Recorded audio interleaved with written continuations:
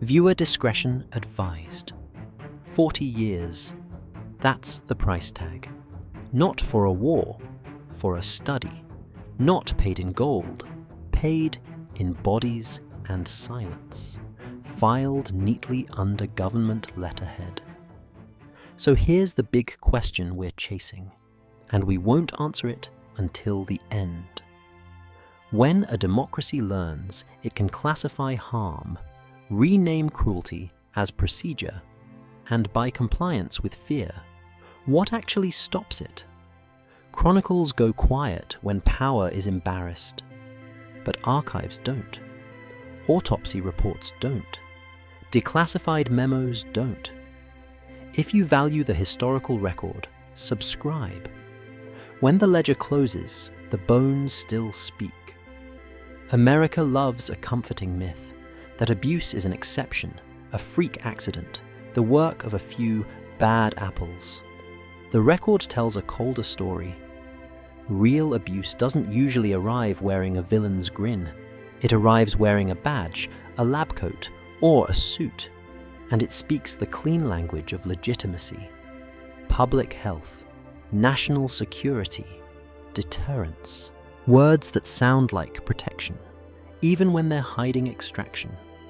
Because what you're about to hear is not one scandal. It's a machine with repeatable steps. First, choose a population that can't fight back. The poor, the imprisoned, the institutionalized, communities already trained by history to expect neglect. Second, wrap the act in sterile vocabulary, turn pain into data, and humans into subjects. Third, build a wall. Classification, compartmentalization, plausible deniability. And finally, if the wall cracks, offer a settlement shaped like closure, a check, an apology, a promise. Not justice, damage control. Then keep the blueprint, because the blueprint is the true prophet. Tonight, we're not chasing rumors. We're following what survives. Declassified documents, congressional hearings, court settlements, and the blunt evidence that doesn't care about patriotism. Cancer clusters, ruined families, bodies that became a footnote. Some claims online collapse when you ask for receipts. The backbone of this story doesn't. Even when files were shredded, enough remains to show the outline of intent. A state that learned secrecy is not just a shield, it's a tool. And here's the system tease. The crimes we remember are usually loud: riots, assassinations, coups. But the most reliable abuses are quiet. They happen in clinics, in basements, in safe houses, in boardrooms, in memos. Nobody signs with their full name. The violence is procedural. That's why it lasts. That's why it scales. We begin with the template, an operation that ran so long it became normal. And in that normality, you can see the moral mechanism of the modern state. If you can control the paperwork, you can control the truth. And if you can control the truth, you can control what the public is allowed to feel. So step with me into 1932, Macon County, Alabama, where free healthcare was offered like mercy and delivered like a trap. In 1932, Macon County, Alabama was the kind of place America preferred to forget. Poor soil, poorer wages, and a racial order so normalized it didn't need to announce itself. The Great Depression had turned hardship into background noise. And that's exactly why the US Public Health Service chose it. Because when a government wants to study suffering without interference, it doesn't start where people have lawyers and leverage. It starts where people have need. They approached black men with a promise that sounded like rescue: free healthcare for bad blood. The phrase was deliberately vague. Fatigue, anemia, aches, weakness, the everyday damage of poverty. It was a label you could fit over almost anything. What mattered was what they didn't say. Many of these men had syphilis. The government knew it. The men did not. They weren't recruited as patients. They were recruited as a timeline. Nearly 400 were enrolled, and the study was built like a slow trap. The men were examined, measured, followed. They were given placebos, tonics, procedures that looked like treatment. Enough to keep them returning, enough to keep trust alive. The system didn't just deny medicine, it manufactured compliance. That's the psychological core of Tuskegee. You don't need chains if you can make the subject believe the cage is a clinic. Then the world changed, and the study kept going anyway.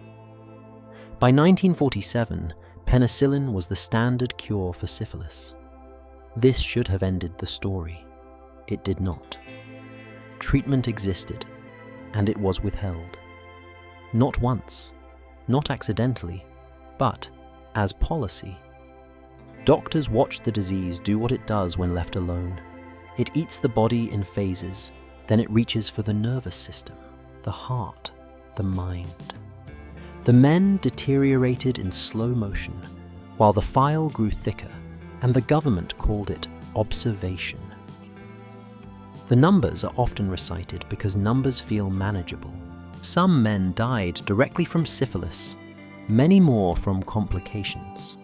But the true damage doesn't stop at the enrolled men. This was not a sealed experiment. It was a contagion given administrative protection. Wives were infected through marriages that were never warned. Children were born with congenital syphilis. Families lost wage earners and stability. And because the state refused to name the truth, families were denied the ability to understand what was happening to them.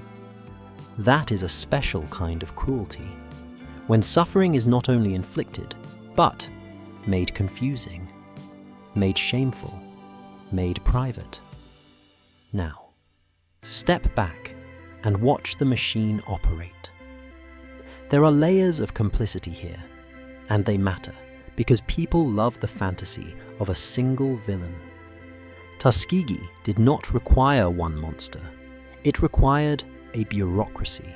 It required doctors willing to trade care for curiosity, administrators willing to treat human fallout as an externality, and local structures that had already trained black communities to accept unequal treatment as the cost of surviving. It required an America comfortable enough with segregation that the victims could remain out of sight, and therefore out of mind. This is the legal and ritual dimension. Authority laundering. Government letterhead acts like a priestly garment. It makes whatever follows feel official. And in a country that worships institutions, official often stands in for moral.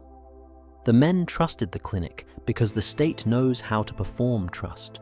White coats, forms, stamps, appointments. And because trust is cheaper than force, the state uses it whenever it can. The study ended only when exposure threatened legitimacy more than the study threatened its subjects.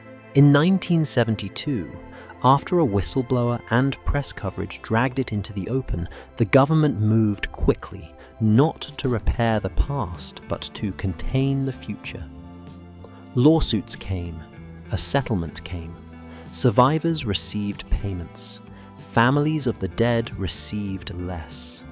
A formal apology arrived decades later, carefully phrased, safely late. Yet, even the remedy followed the original logic: narrow recognition.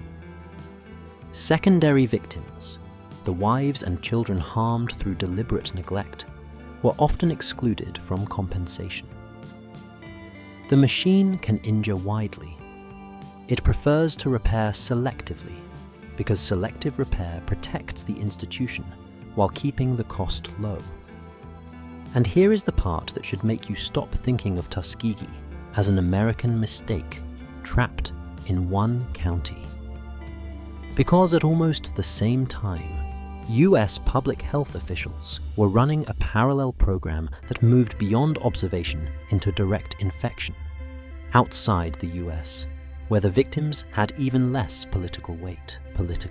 From 1946 to 1948, in Guatemala, US researchers and partners deliberately exposed or infected people with syphilis and gonorrhea without consent.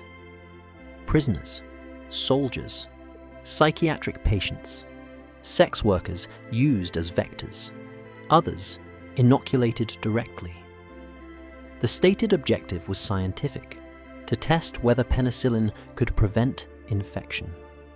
But the method reveals the real lesson the state had learned. If you can label it research, and if the subjects are less visible, you can do almost anything and still call yourself civilized. So the story tightens into a single, uncomfortable escalation. Tuskegee proves the state can watch people die slowly and call it a study. Guatemala proves it can cross the line and seed the disease itself. And once you accept that progression, neglect to infection, there's only one logical next step. If public health can become a weapon under a democratic flag, what happens when the agency in charge is not health, but secrecy itself? The Cold War did something profound to American morality. It turned fear into a renewable resource. Fear didn't just justify budgets, it justified methods. And once fear becomes a standing supply, ethics becomes a negotiable cost, something you manage, like collateral damage.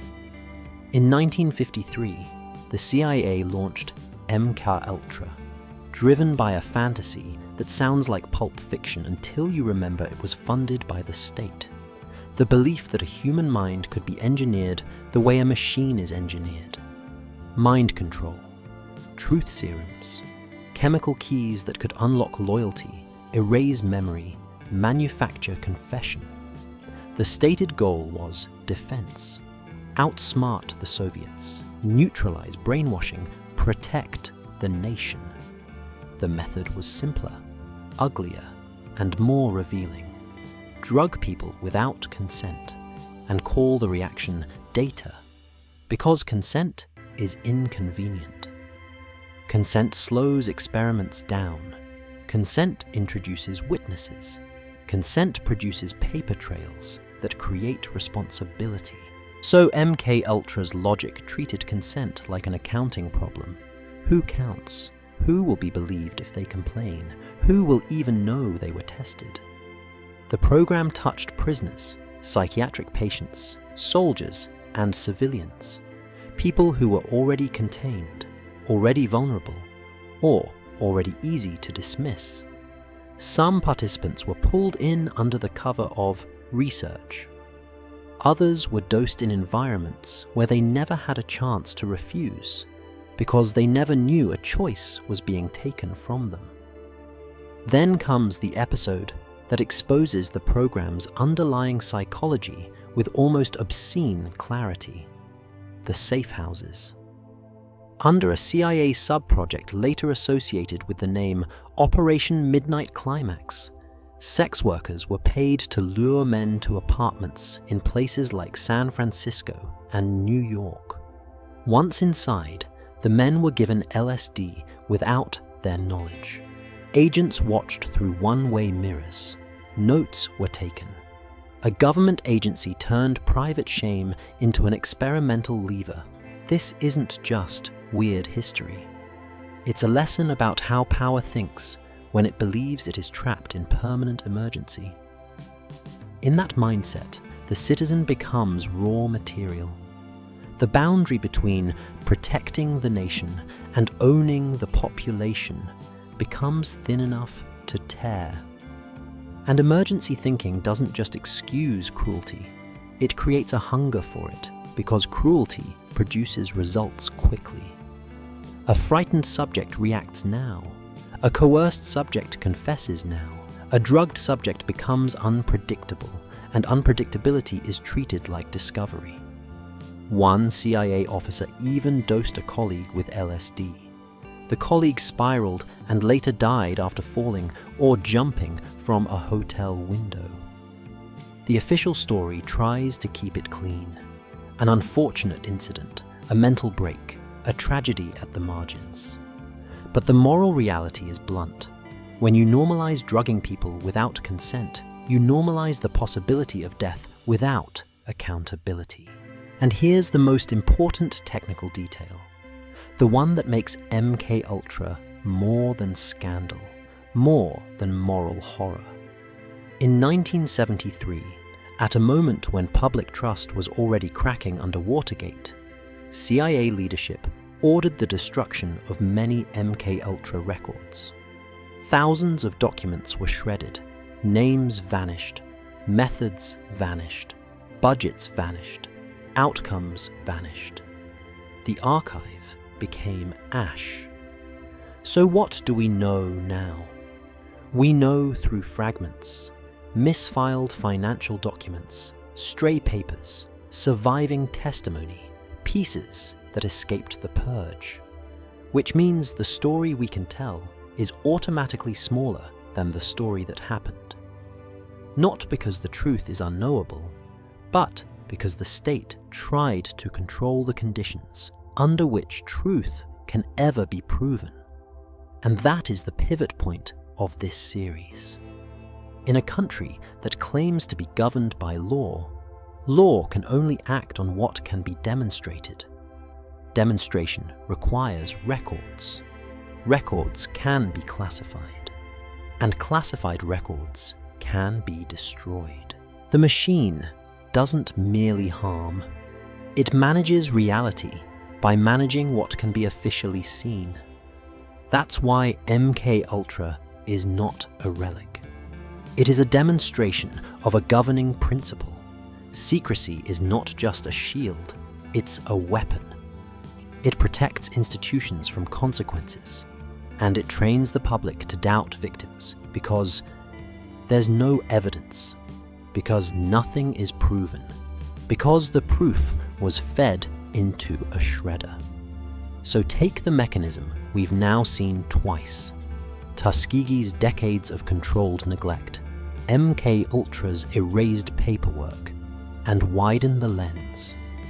If an intelligence agency can treat civilians as lab material, what does a law enforcement agency do when it treats dissent as an enemy network?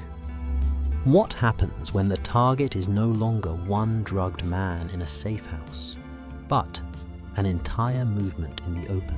By the time you reach the FBI's COINTELPRO, you should stop thinking in terms of mistakes.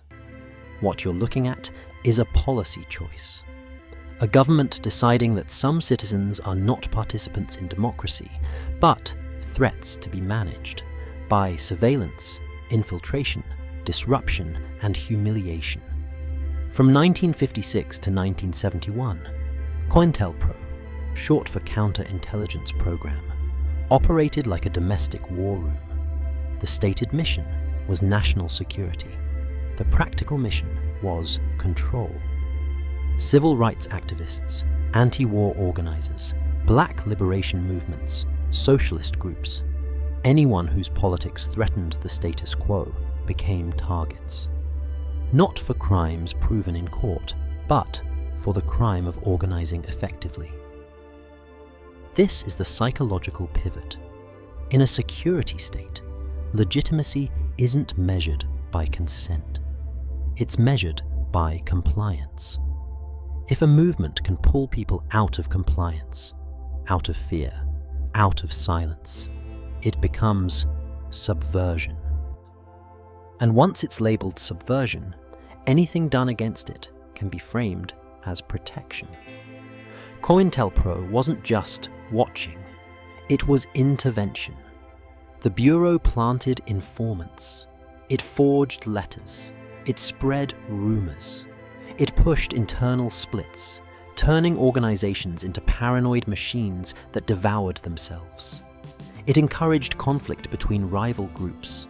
It treated personal lives as pressure points, because attacking a movement's ideas is harder than attacking its leaders' marriages, reputations, and mental health. Then you reach the case that makes the program's moral shape impossible to deny: Martin Luther King Jr. The FBI wiretapped King's home, his hotel rooms, his phones. The Bureau didn't hide its intent in the internal language it used. The goal was to neutralize him, an intelligence term that means something colder than investigate. It means make this person ineffective, silence them, break them, remove them as a public symbol. And then came the letter. An anonymous letter was sent to King in 1964, paired with recordings taken from surveillance. Audio meant to prove the Bureau could expose his private life whenever it chose. The letter's implied message, by design, was that he should kill himself before his reputation was destroyed. This wasn't rumor, it was an operation. Psychological warfare under a domestic badge. Here's the part people resist, because it's more frightening than a rogue agent. This wasn't one madman in a basement office. This was a system that needed approvals, budgets, signatures, and institutional protection. J. Edgar Hoover, the director, personally approved operations designed to expose, disrupt, misdirect, discredit, or otherwise neutralize targets. The Bureau didn't merely want information. It wanted leverage. It wanted obedience. It wanted fear to do what law couldn't. This is where legal becomes ritual. The Bureau used the appearance of legality, investigations, files, security assessments, to sanctify tactics that would be criminal if done by anyone else. This is the political theology of the modern state. If the institution calls it necessary, the act becomes moral. If the institution stamps it, the victim becomes suspect by default. And the victims weren't only famous. COINTELPRO's pressure trickled outward. Employers contacted, landlords warned, marriages poisoned, friendships strained. An activist doesn't need to be imprisoned if you can make them unemployable, untrusted, exhausted. The point was attrition. A movement dies when its people lose jobs, sleep, faith in each other. The exposure came, as it so often does, not by conscience inside the institution, but by force from outside it. COINTELPRO was revealed in the early 1970s after activists burglarized an FBI office and leaked documents. And then through congressional investigations like the Church Committee. Hearings were held, reforms were promised. The nation performed shock, then moved on, and that's where the machine shows its second stage: containment after exposure. Investigations produce reports. Reports produce guidelines. Guidelines produce the soothing sense that it couldn't happen again. But the infrastructure remains. The surveillance capacity, the informant networks, the institutional instinct to equate dissent with danger. So, Tuskegee taught us harm can be medical. MKULTRA taught us harm can be research. COINTELPRO teaches the most politically useful lesson of all. Harm can be framed as public safety, and the public will applaud as long as the target is labeled suspicious. Now, take this domestic instinct, control through fear, deniable tactics, moral laundering, and imagine it paired with something even more primitive than ideology: the state's urge to punish through the body. Because sometimes, when persuasion fails, governments don't bother breaking movements. They break lungs, they break livers, they poison what people are already drinking and call it deterrence. If you want to understand how a state thinks when it loses control, don't look for speeches. Look for what it does when the public refuses to obey. Because prohibition didn't fail because Americans didn't understand the law. It failed because Americans understood it perfectly and drank anyway. In the 1920s, the US government tried to legislate morality with a ban. And almost immediately, it discovered the basic truth of governance. Outlawing demand doesn't erase it. It reroutes it. It creates an economy the state no longer regulates, and then it pretends the chaos is the public's fault. Bootleg liquor became the workaround. Industrial alcohol, meant for manufacturing, was routinely stolen and redistilled into drinkable spirits. The government knew this, so instead of admitting the policy was collapsing, officials reached for a darker tool, not enforcement, but poisoning. The logic was chilling in its simplicity. If people won't stop drinking, make drinking hurt.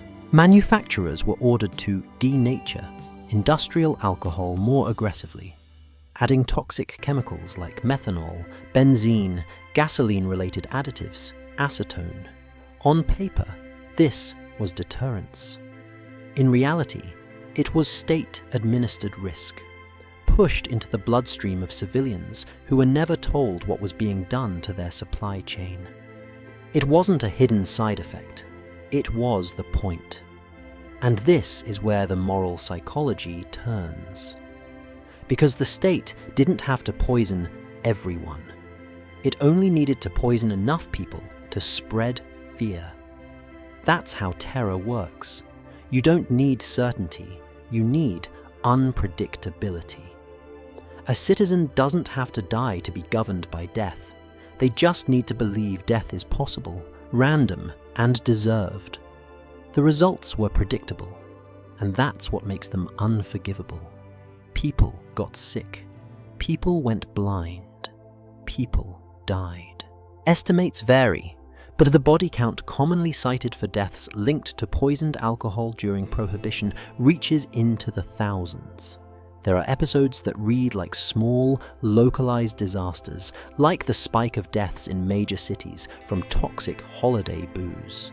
And the government kept going, because once a policy has been framed as law, backing down looks like weakness. And weakness to a power structure is more dangerous than civilian corpses. This is the economic layer the official story avoids. Poisoning wasn't just cruelty, it was cost management. It was cheaper than building a public health approach, cheaper than regulating safer alternatives, cheaper than admitting failure. It shifted the price of the policy from the state to the public, specifically to the public least able to access safe supply, medical care, or legal recourse. And it reveals a consistent pattern you've already seen.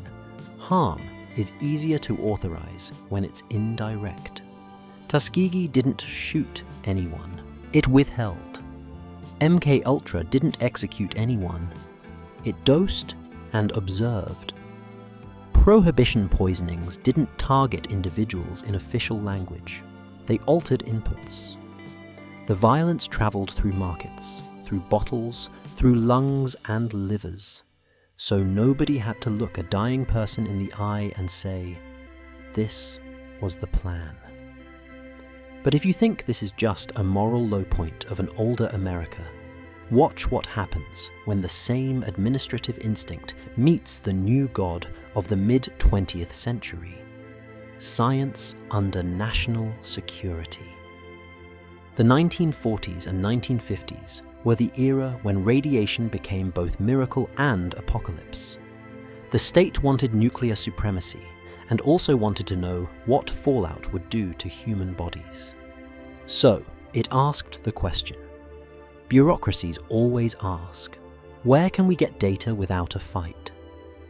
Pregnant women were given radioactive isotopes under the claim they were receiving vitamins in studies linked to major institutions like Vanderbilt. The point, in sanitized language, was to track absorption and movement in the body. The unspoken logic was more brutal. If nuclear war ever happened, they wanted to know what would occur inside the womb.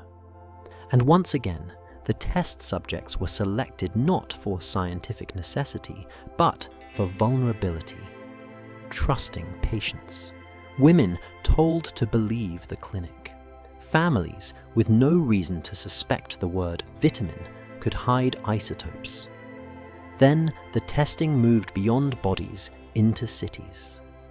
In September 1950, during Operation Sea Spray, US Navy ships released bacteria over San Francisco to study dispersal, treating an American city like a living laboratory. The microbes were described as harmless simulants. The wind carried them inland.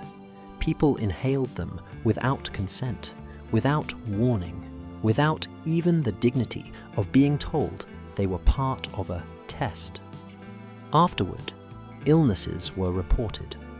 A man later died after infection linked to one of the bacteria used. The official defense was familiar. We didn't think it would hurt anyone. That sentence is not an excuse. It is a confession of mindset. The population was treated as an acceptable variable. And once you see that mindset, you stop asking, how could they? And start asking the real question. What structure allows it? Because none of this requires sadists. It requires permission. It requires classification and distance. It requires a culture that treats national interest as a moral solvent, dissolving accountability into fog.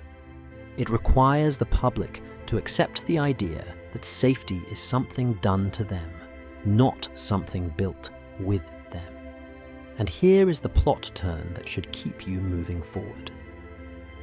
Prohibition poisonings show the state willing to weaponize a supply chain to punish behavior. Sea spray shows the state willing to turn a city into a test chamber. Combine those instincts and you get the next escalation, when the government doesn't just test on civilians by accident or by mistake, but builds whole programs to spray chemicals across neighborhoods, to expose soldiers to nerve agents, and to hide the records until the victims can't even prove what happened to them. So, the question becomes sharper and more specific. When harm is delivered through policy, not impulse, through memos and budgets, not rage, how do you prosecute it? Who do you even put on trial when the weapon is a procedure? The most honest way to describe certain Cold War tests is this. The United States treated its own population like terrain, not citizens with rights, not communities with consent. Terrain, something you measure, map, and expose to see how a cloud behaves when it meets real streets, real schools, real lungs. After World War II, American planners became obsessed with a question that sounds technical, but is morally radioactive. If a chemical or biological agent were released over a city, how far would it spread? How fast? And where would it settle? In official language, this was defense research. In human language, it was rehearsal, performed on people who were never told they were on the stage. So, you get the tracer experiments, clouds released from planes, rooftops, moving vehicles.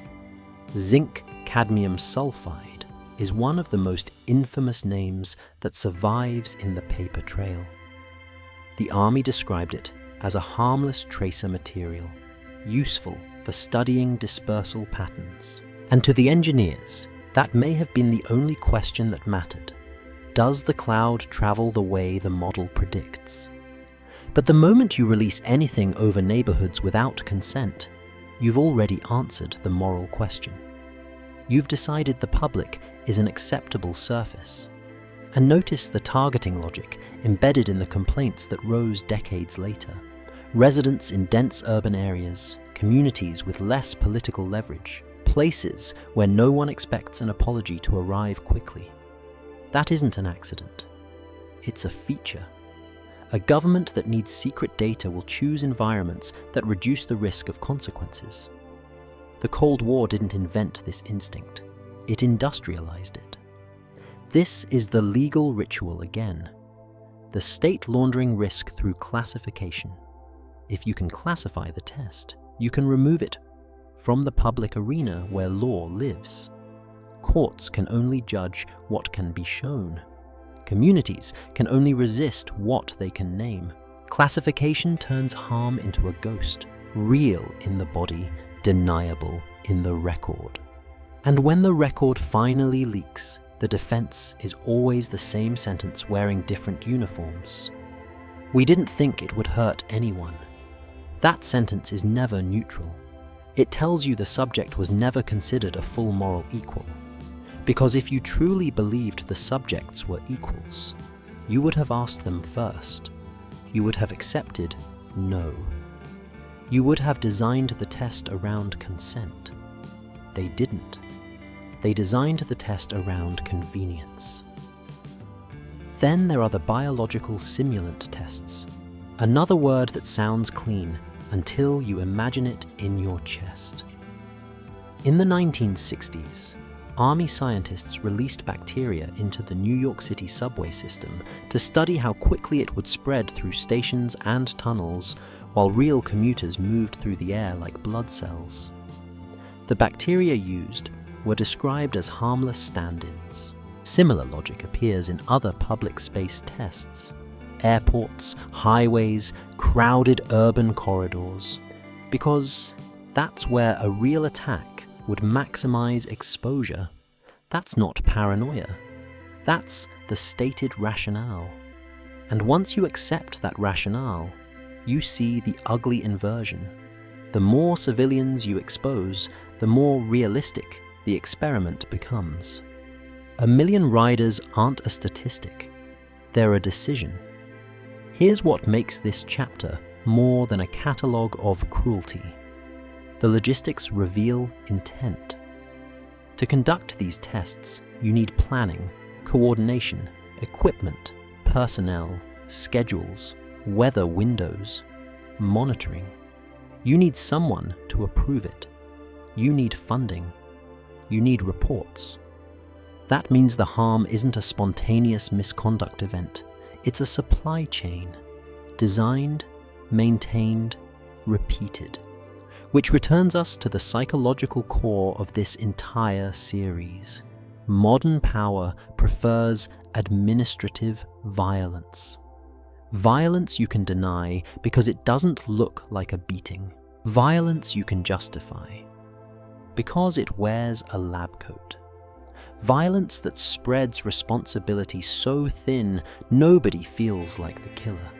Even while the body count, the illness, the fear settle into neighborhoods like dust. And the public's role in this system is more uncomfortable than the government's role. Because the system runs on a bargain the public rarely admits it makes. We accept secret work for safety, as long as we don't have to picture the subjects. We accept that someone, somewhere, is paying the cost of protection. We just prefer not to know their names. That's why the aftermath is always the same pattern of containment. When the programs were later exposed through investigations and journalism, agencies argued about risk assessments, argued about whether the substances were truly dangerous, argued about no proven harm. Notice how convenient proven becomes after decades of secrecy. If you don't tell the subjects, you don't track them properly. If you don't track them, you can't prove outcomes. If you can't prove outcomes, you can claim innocence. It's a perfect circle. Secrecy generates the very uncertainty that secrecy then uses as its defense. And the moment you see that circle, you should feel the story tightening again, because cities were only the beginning. If a government can practice on civilians at a distance, spraying clouds and calling it science, what happens when it has soldiers in uniform up close? Men who can be ordered, silenced, classified, and dismissed. Men who can be told they're testing equipment, while the real test is their nervous system. Because the next escalation isn't in the sky over neighborhoods, it's in laboratories and proving grounds. Edgewood Arsenal, shipboard tests, nerve agents, hallucinogens, where the subjects are still Americans. But now the state can claim, you signed up for this. Did they? Or was that just another form of paperwork masquerading as consent? When the state experiments on civilians, it needs secrecy to avoid outrage. When it experiments on soldiers, it has something even better than secrecy: discipline. Because a uniform changes the moral arithmetic. The public is trained to accept risk for troops as service. Agencies learn to hide behind that cultural reflex. And soldiers, bound by orders, contracts, and classification, become ideal subjects for a certain kind of violence, the kind that can be called training, readiness, or defense, even when it is exposure.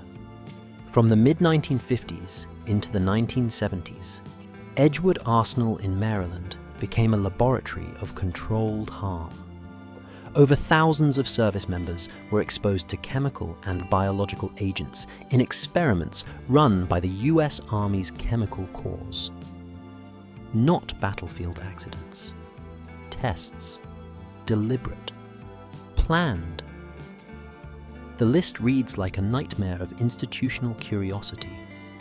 LSD and other hallucinogens, incapacitating agents like BZ, nerve agents such as sarin and VX, mustard gas. Some subjects were told they were testing protective gear or equipment. Some were told very little. Many would later describe not knowing what had been put into their bodies, not being told the long-term risks, not being given the right to refuse in any meaningful sense. Even if paperwork existed, the question remains: what is consent inside a hierarchy where refusal can mean punishment, stigma, or career ruin? This is the key psychological trick of military experimentation. The state converts coercion into voluntarism by redefining the environment. In a prison, consent is compromised by confinement. In the military, consent is compromised by command. Both settings produce agreement that looks clean on forms while remaining morally dirty in practice. Then comes the second trap: classification. Many of the men who later suffered chronic illness, neurological problems, psychological trauma, cancers, whatever the exact pattern in each case, ran into the same wall when they sought treatment or benefits. Their records were classified. They couldn't prove what happened. The institution that exposed them controlled the evidence needed to acknowledge it. That is not an accident. It's a governance method. Because the highest form of power is not the power to hurt you. It's the power to decide whether the hurt can be officially recognized. Project SHAD, Shipboard Hazard and Defense, extends this logic into the ocean, where oversight grows even weaker. From the 1960s into the early 1970s, the Department of Defense conducted tests involving naval ships and their crews. The intent was to study vulnerability and defense against chemical and biological attacks. The reality, as later acknowledged, involved exposing sailors to agents and simulants without proper disclosure, spraying substances across decks, measuring spread, watching outcomes. Crews were told it was decontamination training, readiness drills, routine defense evaluation. The language was carefully designed to prevent the mind from forming a clear objection. And decades later, when veterans started asking why their bodies were failing, the state responded with the same administrative shrug we've already met. Uncertainty, incomplete records, no proof, no direct link. Meanwhile, the men who were exposed aged into silence, illness, and death, often without knowing what they had breathed. This is where the economic layer bites. Programs like these weren't just moral failures, they were incentives. Testing on soldiers is cheaper than testing on lab animals at scale, if your true objective is operational reality. Soldiers are already housed, fed, transported, monitored. They can be ordered into controlled environments. They can be told to keep quiet. They can be moved away from scrutiny. And if something goes wrong, the harm is absorbed into the vast category called veteran health, where individual causes become hard to prove and easier to deny. You can hear the system's voice in the structure. Data now, accountability later, if ever. And if you're wondering whether this later ever arrives, remember the consistent timeline. The public learns, if it learns at all, decades after the tests. Families learn after funerals. Institutions apologize after the paperwork is safely old enough that prosecutions are impossible and the architects are retired, dead, or protected by the fog of it was a different time. But the moral weapon of secrecy wasn't only used for experiments, it was used for war itself. Because while soldiers were being treated like inventory on proving grounds, entire countries were being treated like inventory from the sky. And not with one bombing campaign people can name, but with a sustained tempo so relentless it becomes an industrial process. The next chapter is what happens when the United States doesn't just test dispersal on cities. It perfects logistical destruction abroad, in secret, at scale. Laos, Cambodia, places bombed so heavily that the ground still kills children who were born long after the memos were signed. If a government can hide an experiment, it can hide a war. And when it hides a war, it learns something terrifying. It can do almost anything, as long as the paperwork stays dark. There are crimes of impulse, and there are crimes of logistics. The second kind is harder to grasp because it doesn't feel like rage. It feels like scheduling. A plane load every few minutes, strike packages, target lists, tons of explosives turned into a routine. When people say the secret war, they imagine a covert squad, a shadowy mission. They rarely imagine an algorithm of destruction running for years, so consistent it becomes weather. From 1964 to 1973, the United States conducted an immense bombing campaign in Laos, officially a neutral country. The justification was logistical. The Ho Chi Minh Trail ran through Laotian territory, and American planners framed Laos as a corridor that had to be severed. But notice what that framing does. It turns a nation into infrastructure. It strips the people living there of moral presence. You are no longer bombing communities. You are interdicting routes. And once a population is reduced to a map layer, the destruction can scale without the conscience catching up. Millions of bombs were dropped. cluster munitions that scatter smaller bomblets across wide areas designed for maximum spread. A significant percentage didn't explode. They became time-delayed mines planted across farmland, riverbanks, village edges. That is the legacy that makes secret war such a deceptive phrase. The war didn't end when the last aircraft left. It continues in the hands of children who pick up metal they don't recognize, in the bodies of farmers who step wrong, in limbs torn off decades after the policy decision was made.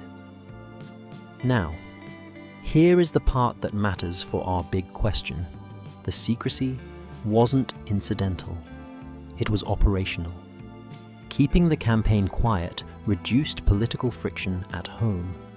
It protected the administration from needing full democratic consent for escalation. Congress didn't see the whole picture. The public didn't either. This is how modern power defeats oversight. It doesn't argue. It hides. It treats the people's right to know as a vulnerability to be managed. And Laos wasn't alone. From 1969 to 1973, Cambodia was also bombed heavily, including in campaigns conducted with significant secrecy and deception around reporting. The stated targets were enemy sanctuaries and supply lines. But the reality of carpet bombing doesn't respect the precision of rhetoric. When you drop explosives across rural landscapes, you are not striking a route. You are striking whatever lives near it: villages, fields, water sources, cattle, children. And the destabilization effect wasn't a side note, it was part of the outcome. Bombing uproots populations, collapses local governance, shatters food systems, and creates the exact conditions extremist movements can exploit. Here's the brutal political psychology. Violence is not only a weapon against an enemy, it is a weapon against the future. It reshapes what kinds of leaders and ideologies can survive. So when people argue about numbers, how many died, which estimates are most defensible, they're often missing the deeper structural point. This was violence executed as policy, sustained by logistics, protected by secrecy, and justified by abstraction. And abstraction is the true technology here. It is easy to bomb Laos, harder to bomb a boy carrying water at dusk. Easy to bomb Cambodia, harder to bomb a mother pulling her child into a ditch.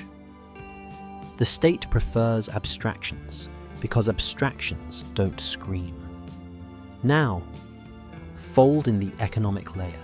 Sustained aerial campaigns are not only military actions, they are industrial outputs. They consume enormous resources: fuel, aircraft hours, munitions manufacturing. That means they create procurement chains, contracts, budgets, career incentives.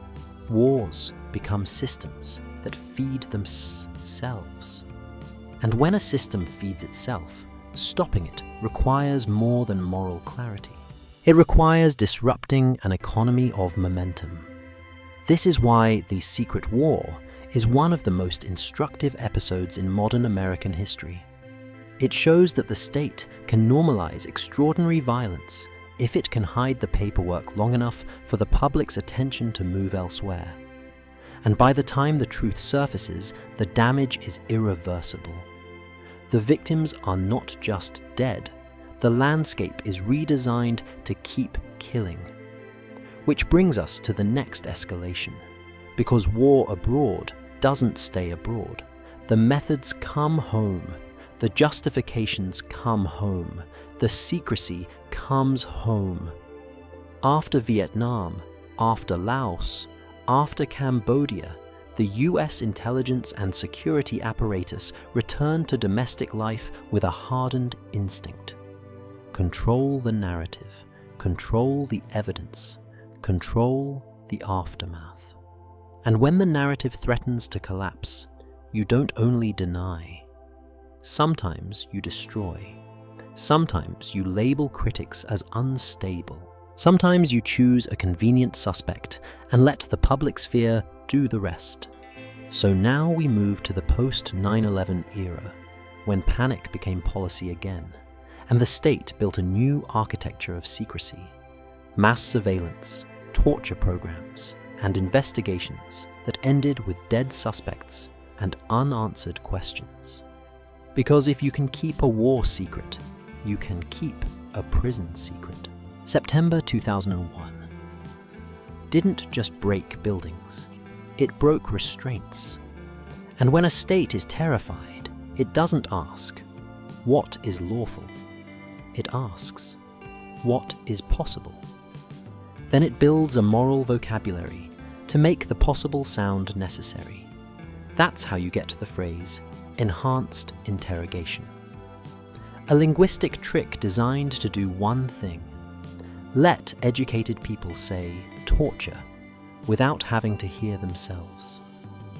After 9/11, the CIA created a network of secret prisons, black sites across the world. People were detained without trial, moved across borders in secrecy, held outside the normal reach of courts. And inside those rooms, what followed was not improvisation. It was method, waterboarding, sleep deprivation. Extended into the realm of psychological collapse, stress positions, confinement in boxes, cold exposure. The goal was intelligence. The deeper function was something more timeless. To demonstrate that in an emergency, the state can suspend the body's ownership of itself. You can measure the cruelty in details, because detail is where abstraction breaks. A detainee left chained and exposed until he died of hypothermia. A man waterboarded dozens of times. Another held for years, later acknowledged not to be what the public was told he was. And the Senate Intelligence Committee eventually investigated, producing a massive report, thousands of pages, while the public received only a fraction in summary form. Even the accountability was classified into partial visibility. And here's the political psychology you're supposed to miss. The argument wasn't only, we need information. It was, we need to look like we are doing something. In moments of national fear, governance becomes performance.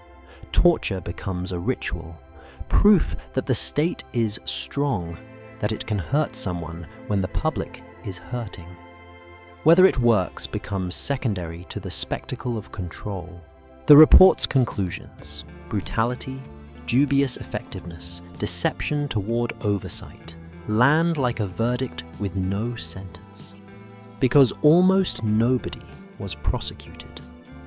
The system absorbed the scandal and kept the architects protected behind legal memos, compartmentalization, and the oldest shield of all: national security. It's the perfect alibi, because you can't cross-examine it in public. And if you can't cross-examine it, it can justify anything. Now zoom out. Torture isn't the only post-9/11 architecture. It's the one that shocks the conscience. Surveillance is the one that reshapes society while people are busy being shocked by something else. Mass surveillance programs expanded. Phone records, metadata, warrantless interception. The justification was again clean and simple: terrorism. But metadata is not just metadata. It's a map of your life: who you call, when, where, how often, which relationships tighten, which ones break.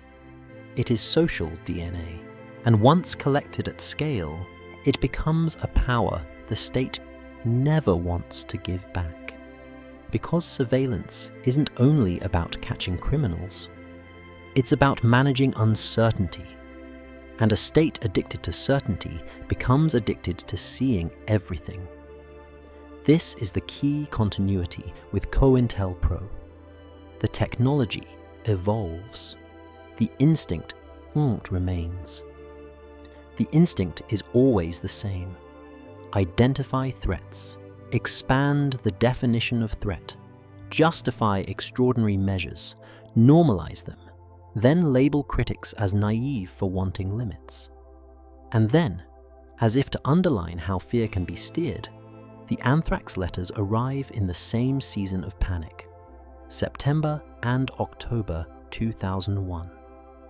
Letters laced with anthrax sent to media organizations and US senators. People died. Others were infected. The country's nervous system went into overdrive, and the investigation, Amerithrax, became a case study in how institutions behave when the public demands closure more than it demands truth. A suspect was publicly spotlighted. Careers were destroyed. Years passed. A settlement arrived. Money as an admission without accountability. Then attention shifted to another suspect who died by suicide as the pressure closed in. The case was effectively closed without a trial, without a conviction tested in court. Scientists later disputed whether the evidence was conclusive in the way the public narrative implied. And just like that, fear got its ending. A named culprit, a sealed file, a story the public could put down. This is not a conspiracy claim. It's a pattern of governance under stress. The need for a clean narrative becomes so intense that ambiguity is treated like a threat itself. And because ambiguity is intolerable, institutions reach for a solution that can be administered. Suspect selection, public confidence management, and then a quiet conclusion. Now connect the dots. The torture program shows the state can suspend rights when it claims emergency. The surveillance expansion shows the state can build permanent infrastructure out of temporary fear. The anthrax investigation shows how quickly the desire for closure can override the demand for adjudicated truth. And the most uncomfortable part is the public's role, because these systems don't grow in a vacuum. They grow in permission. Not explicit permission, cultural permission. The permission that says, do whatever you have to do, just make me feel safe, just don't make me look too closely at what whatever means. Which brings us back to the big question we posed at the start.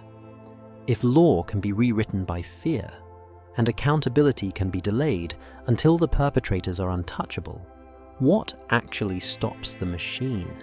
Because in the next phase, the state doesn't even need black sites. It can operate in daylight through deals, proxies, and national interest, recruiting war criminals for science, backing death squads for strategy, overthrowing governments for stability, and then calling the consequences complex. We are about to leave the hidden rooms and enter the open world, where the brutality is not clandestine, but diplomatic. And that is where the machine becomes hardest to confront, because it looks like normal foreign policy. By now, you've seen the pattern up close. Harm disguised as procedure, cruelty disguised as safety, secrecy disguised as necessity. But the most durable abuses of power rarely happen in safe houses or black sites. They happen in conference rooms, where violence is negotiated, outsourced, and then filed under strategy. Because foreign policy is where modern states learn their most dangerous lesson. If the victims are far away, the public will tolerate almost anything, as long as the story at home stays clean. Start with the bargain that should have ended any illusion of moral purity after World War II. Operation Paperclip. The Nazis lost. Justice was supposed to follow. Instead, the United States quietly recruited hundreds, eventually over 1,000 German scientists, engineers, technicians, and integrated them into American programs. New identities, new files, convenient forgetting. Some had direct ties to a system built on slavery and mass death. But the Cold War offered a powerful solvent for shame. The Soviets might get them first. So, records were cleaned. Histories were softened. Careers were rebuilt. A man who helped build rockets for a genocidal regime could become a celebrated architect of American spaceflight. Another linked to factories where prisoners died could be positioned as a patriotic asset. This was not simply hypocrisy. It was a governing principle. When the state wants results, it will treat morality as a variable it can adjust. Now widen the lens beyond science into politics. When the United States helped overthrow foreign leaders, it rarely presented it as conquest. It presented it as stabilization, protecting democracy by destroying it, saving nations by breaking them. Iran, 1953. A democratically elected prime minister nationalizes oil, threatens Western economic interests, and suddenly a coup becomes necessary. Guatemala, 1954. Land reform threatens a powerful corporation and geopolitical optics, and a government is removed. Congo, Chile, names change, logic stays. Here's the mechanism. First, you define a leader as dangerous, not because they've invaded anyone, but because they might change the rules of wealth, land, labor, alignment. Then you fund opposition, amplify propaganda, cultivate military partners, and claim. The outcome was organic. The people demanded it. The army acted. Stability returned. If chaos follows, you call it tragic complexity. If a dictator rises, you call it an unfortunate cost. The coup is fast. The consequences are slow. Slow consequences don't make headlines. That's why this method survives. Then comes the more advanced version of the same moral math: proxy violence. In the 1980s, while publicly condemning certain regimes and praising freedom, US policy ran parallel tracks. Iran-Contra is the clearest example because it left a paper trail. Weapons sold to Iran despite embargoes, profits rerouted to fund Contras in Nicaragua despite congressional restrictions, documents shredded, memory suddenly absent, convictions later overturned or pardoned.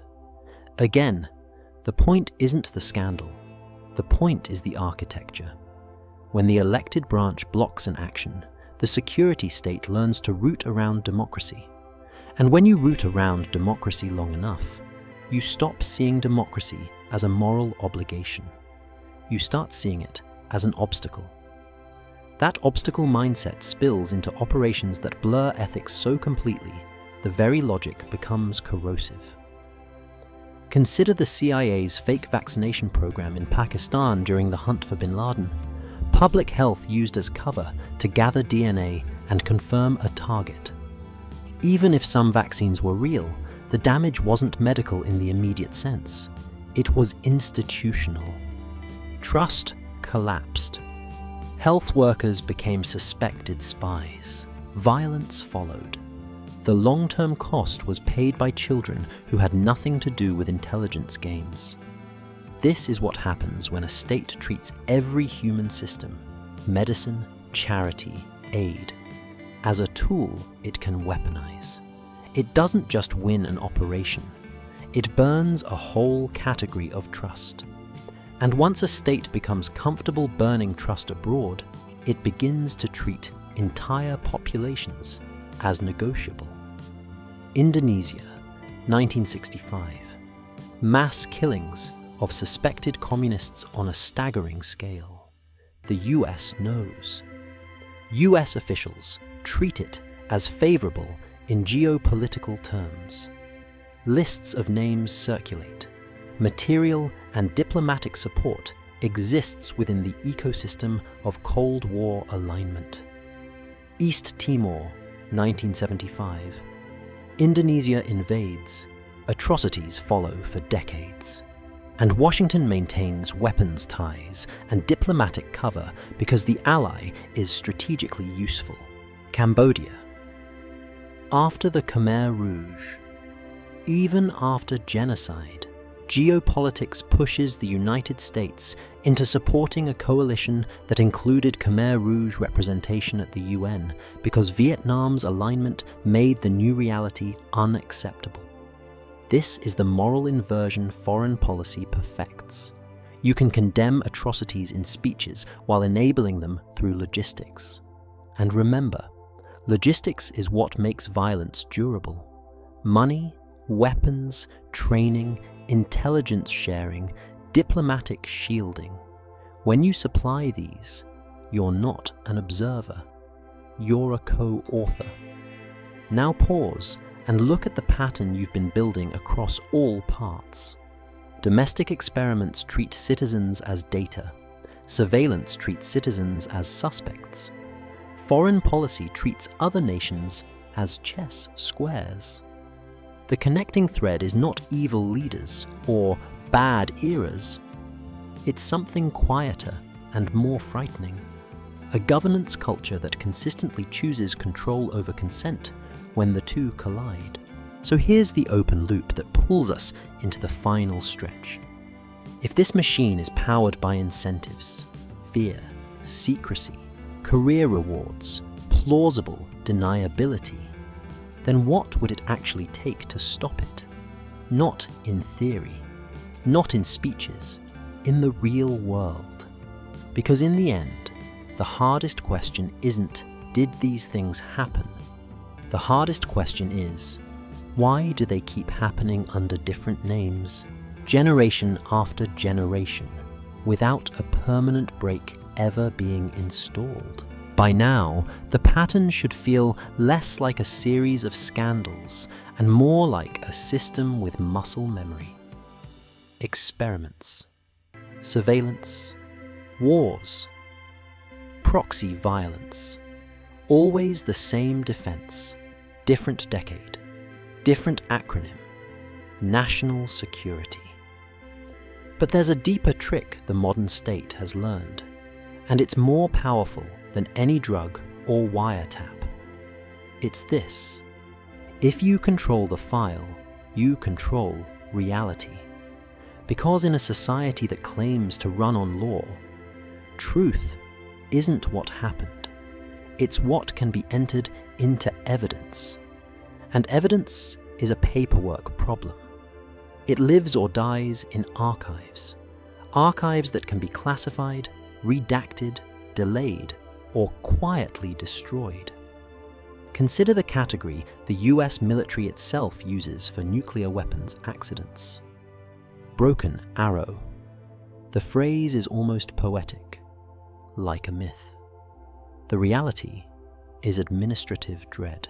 There have been multiple incidents involving lost or unrecovered nuclear weapons or components, bombs jettisoned after collisions, crashes in remote regions or seas, frantic searches, partial recoveries. The official tone is always the same: minimal risk, controlled situation, nothing to worry about. But the moral fact is simpler. The most powerful state on Earth has misplaced instruments of annihilation, and the public's relationship to that fact is mediated entirely through what the state chooses to admit. You don't need to believe in conspiracy to understand why this matters. You only need to understand incentives.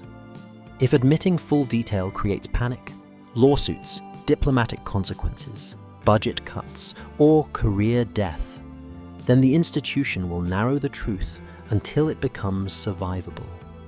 Secrecy isn't only about protecting methods.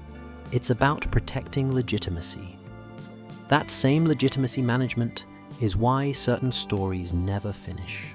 The JFK assassination is the most obvious example. A national trauma that became a permanent leak in public trust. Decades later, thousands of documents have been released in waves, and yet significant material has remained withheld or partially redacted over time, often unjustified by protecting sources and methods. The official explanation might be reasonable in narrow technical terms, but the practical outcome is unavoidable. Secrecy becomes a machine that manufactures suspicion. When a state says, "Trust us," while refusing to show its work, it teaches the public to believe there is always another layer, even if there isn't. The withholding itself becomes the fuel. Now take that same dynamic and apply it to domestic disasters of legitimacy, Ruby Ridge and Waco. Two incidents that hardened American distrust because they contained a particular kind of horror, the state escalating, then insisting its escalation was righteous. At Ruby Ridge, an FBI sniper killed a woman holding her baby. At Waco, a long siege ended in a fire with dozens dead, including children. Investigations happened, critiques were issued. Discipline was mostly administrative, and many details remained contested because key material, communications, rules of engagement, the internal decision trail can be sealed, limited, or filtered through official summaries. Again, control the file, control the story. And then there's the version of this mechanism that weaponizes narrative directly, turning a human death into patriotic property. Pat Tillman is the sharpest example because it shows the machinery in motion while the country is watching. An NFL star enlists. He's killed. The initial public narrative is heroic death by enemy fire. A symbol is manufactured in real time. Only later does the truth emerge. Friendly fire, internal knowledge, delayed disclosure, evidence mishandling, pressure on soldiers to keep the story clean. It's not just deception, it's ritual. The state taking a messy death and laundering it into meaning. Because the war needs stories. The public needs stories. And once a story is useful, the truth becomes an enemy. This is why the phrase conspiracy theorist matters. Not as a cute trivia point, but as a rhetorical technology. The term existed before the CIA's famous 1967 memo about countering critics of the Warren Commission. But the memo shows something more important than invention: institutional strategy. When doubt becomes dangerous, you don't debate it. You discredit the doubter. You make skepticism socially radioactive. You make questioning feel like embarrassment. That tactic doesn't require total censorship. It only requires shaping the emotional cost of inquiry. If asking questions makes you sound unstable, most people will choose silence. That's governance by social pressure. Cheap, effective, deniable. And now we arrive at the part the viewer doesn't want to hear, because it turns the camera back on us. The state can only build this kind of secrecy infrastructure if the public accepts the trade. And the public often does. Not because people are evil, but because people are tired. Because daily life is heavy. Because learning the truth has a psychological cost, and denial is comfortable. So the machine learns. Outrage is temporary. Attention is short. Documents can wait out the public's memory. This is the true legacy of everything you've heard. Not that America is uniquely monstrous, but that modern power, anywhere, naturally evolves toward administrative harm, plus narrative control, plus delayed accountability. The question is not whether it can happen again.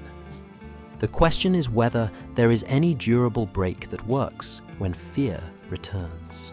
Because in Act 1, we asked the governing question: when a state learns it can turn bodies into policy tools and truth into a managed asset, what actually stops it? Law or the public refusing to lend the machine its silence? We've watched law fail repeatedly because law depends on visibility. We've watched oversight fail because oversight depends on records. We've watched records disappear into classification, redaction, or time. So the only honest setup for the end is this: if you cannot rely on the file to save you, what can you rely on? In the final part, we answer that. Without comfort, and without the fairy tale that we learned our lesson. Because the system doesn't learn lessons, it learns incentives. And unless those incentives change, the machine will keep building the same world under new names. Here is the uncomfortable conclusion. Nobody puts on a memorial plaque: a modern state does not need to be evil to commit evil. It only needs 3 things: fear, secrecy, and a public willing to trade moral clarity for the feeling of safety. That is the thread running through everything you've just walked through. Tuskegee showed you what happens when an institution treats a population as a study object and calls it medicine. MKULTRA showed you what happens when intelligence agencies treat consent as an obstacle and call it research. COINTELPRO showed you what happens when dissent becomes subversion, and the state starts treating politics like an infection. Prohibition poisonings showed you what happens when the government can't control behavior and decides to control consequences, by contaminating the supply chain and letting the market deliver the punishment. The spraying of cities, the subway tests, the soldier experiments at Edgewood, the shipboard exposures, those weren't random atrocities. They were the state practicing the same skill from different angles: how to deliver harm while keeping responsibility diffuse. Then the wars, Laos and Cambodia, showed you the mature form of that skill. Violence executed as administration, protected by abstraction, justified by logistics. And post 9/11 proved the final evolution. When fear becomes permanent, extraordinary powers become normal infrastructure. Black sites, mass surveillance, closed investigations, a narrative that must end even if truth doesn't. So, now answer the big question we planted back in Act 1. When law and institutions can turn bodies into policy tools and truth into a managed asset, what actually stops the machine? Not law on its own. Because law is not a force of nature. Law is a process, and processes require inputs, evidence, visibility, public pressure, enforcement, consequences. In case after case, the machine survived by cutting those inputs. It classified, it delayed, it destroyed documents. It spread responsibility across committees and acronyms until no single person could be pinned as the author. It made accountability die of old age, and not oversight on its own. Because oversight is often a performance staged after the damage is irreversible. A committee report is not justice. An apology is not restitution. A settlement is not accountability. Those are not brakes. They are pressure release valves. designed to let the system continue with minimal structural change. So, what stops it? Two things: when they exist, and only two. First, a public that refuses the trade. The machine runs on a bargain. Let us work in the dark, and we will keep you safe. The public's fear makes the bargain feel normal.